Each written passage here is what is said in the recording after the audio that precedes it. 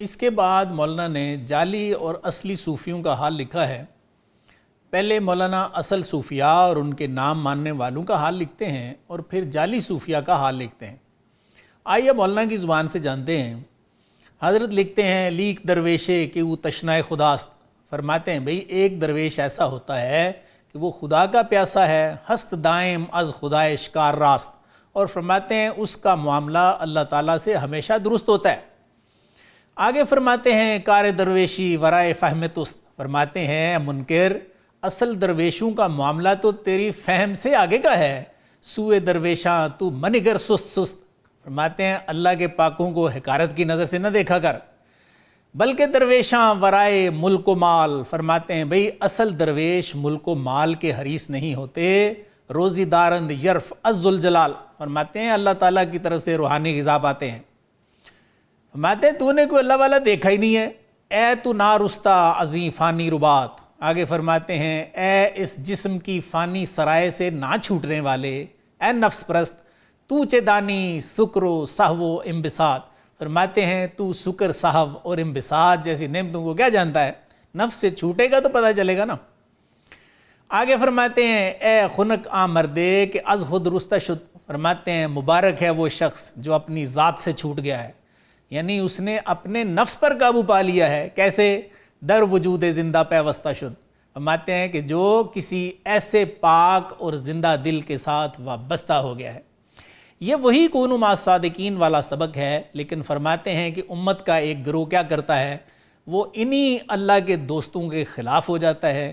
مولانا لکھتے ہیں باشداں کفران نعمت در مثال، فرماتے ہیں بھئی یہ تو کفران نعمت کی ایک مثال ہے کہ کنی با محسن خود تو جدال، فرماتے ہیں تو نے اپنے ہی محسن سے لڑائی اور جھگڑا شروع کر دیا۔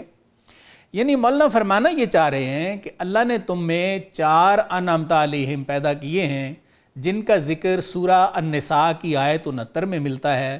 اللہ تعالیٰ ارشاد فرماتے ہیں انعم اللہ علیہم من النبیین والصدیقین والشہداء والصالحین وحسن اولئک رفیقا، یعنی جن پر اللہ نے انعام کیا ہے وہ نبی ہیں، صدیق ہیں، شہید ہیں اور صالحین ہیں، اور وہ تمہارے بہترین دوست ہیں۔ مولانا فرماتے ہیں کہ ان میں سے صرف پہلا گروہ تو انبیاء کا ہے، اگلے تینوں لوگ تو امت سے ہیں، لیکن امت کا ایک طبقہ انہیں نہیں مانتا۔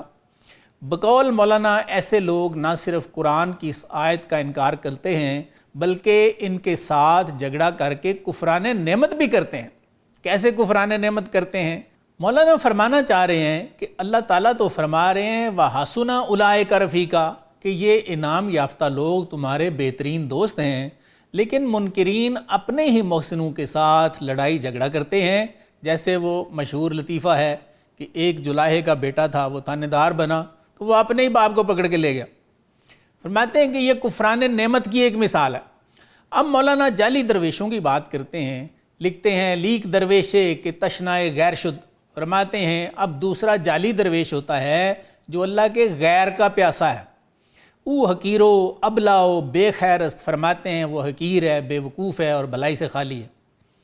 آگے لکھتے ہیں نقش درویش است نئے او اہل جاں، فرماتے ہیں یہ درویش نہیں ہے، یہ درویش کی تصویر ہے، کیونکہ اس کی شرح صدر تو ہے نہیں ہے۔ نقش سگرا تو مینداز استہاں، آگے ایک خاص بات فرماتے ہیں کہ یہ جو کتے کا نقش ہے اس کو ہڈی مت ڈالا کرو، کیا مراد ہے کہ ان کو پیسے نہ دیا کرو۔ آگے فرماتے ہیں فقر لقمہ دارد او نئے فقر حق، فرماتے ہیں ان کو فقر حق سے تو حصہ نہیں ملا، انہوں نے اپنا فقر لقمہ نکال لیا ہے۔ پیش نقش مردہ کم نہ طبق، فرماتے ہیں یہ مردہ نقش ہیں، ان کے آگے نعمتوں کا تھال نہ رکھا کرو۔ آگے لکھتے ہیں ماہی خاکی بود درویش نان، فرماتے ہیں کہ یہ جعلی فقیر خاک کی مچھلیاں ہیں، روٹی کا درویش ہے۔ شکل ماہی ولیک از دریا رما، فرماتے ہیں کہ شکل تو اس نے مچھلی والی بنائی ہوئی ہے لیکن یہ دریائے احدیت کے نور سے بھاگا ہوا ہے، یعنی نور انشراح سے خالی ہے۔ آگے لکھتے ہیں نقش ماہی کہ بود درویش آب، فرماتے ہیں جو مچھلی کی تصویر پانی کی محتاج ہو سکتی ہے؟ بالکل نہیں ہو سکتی۔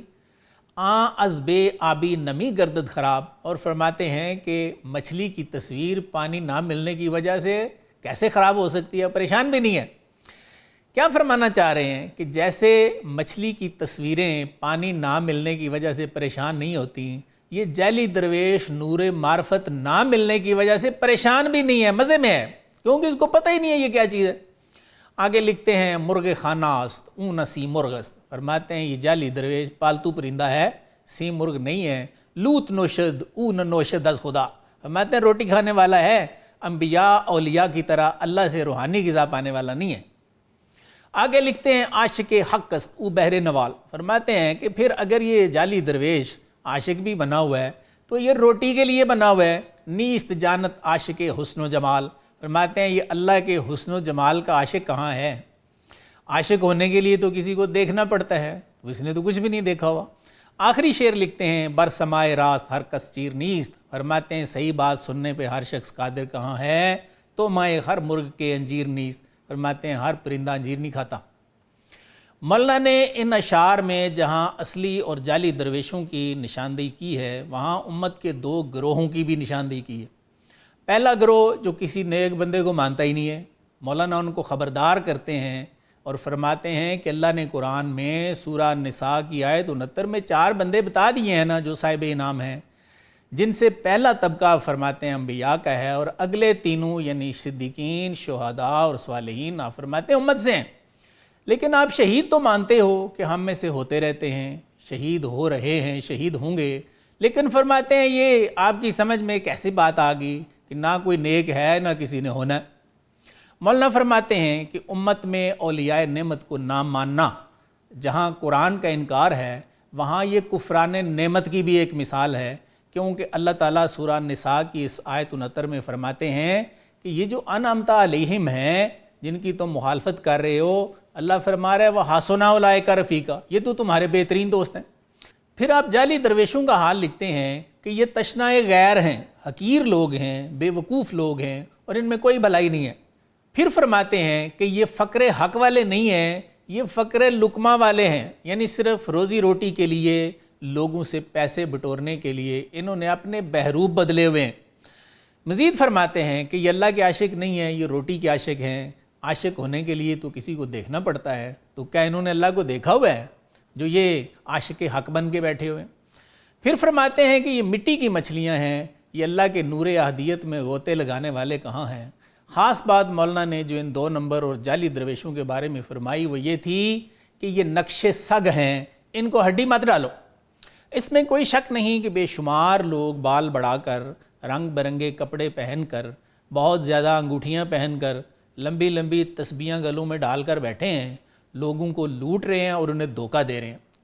ان کو کوئی بھی شخص ڈیفینڈ نہیں کرتا، نہ کسی کو کرنا چاہیے، ان کی حوصلہ شکنی بہت ضروری ہے۔ لیکن مولانا کی تعلیم بڑی واضح ہے، آپ جا بجا فرماتے ہیں کہ یہ کیسے ممکن ہے کہ امت میں کوئی نیک بندہ ہو ہی نہ، سارے گمراہ ہو جائیں، کوئی اللہ اللہ کرنے والا رہے ہی نہ۔ اس پر بخاری کی حدیث شریف بھی آپ فرماتے ہیں کہ موجود ہے کہ جب اللہ اللہ کرنے والے نہیں رہیں گے تو قیامت آ جائے گی۔ مولانا کی تعلیم یہ ہے کہ صالحین جو انعمت علیہم میں سے 4تھے نمبر پر ہیں وہ ہر دور میں موجود رہیں گے، اور ولایت تک پہنچنے کے لیے آپ نے 2 طریقے بتائے ہیں، ان میں سے ایک کسی پاک کی صحبت اور دوسرا ذکر کثیر۔ بقول مولانا صحبت پاکاں آسان راستہ ہے، لیکن فرماتے ہیں کہ اگر اللہ کے پاکوں سے تجھے چڑ ہے تو نہ جا ان کے پاس۔ منزل تو قد افلح من تزکا ہے، یعنی وہ فلاح پا گیا جس نے اپنے آپ کو پاک کر لیا۔ فرماتے ہیں چل پھر ایسے کر لے، کیا فرماتے ہیں؟ چشم بندو گوش بندو لب بند، فرماتے ہیں حرام دیکھنے سے اپنی آنکھیں بند کر لے، فوش سننے سے کان بند کر لے، اور فوش کہنے سے لب بند کر لے۔ گر نبینی نور حق برمن بخند، فرماتے ہیں پھر بھی تم نے اگر اللہ کا نور نہ دیکھا نا تو پھر میرے مذاق اڑاتے پھرنا۔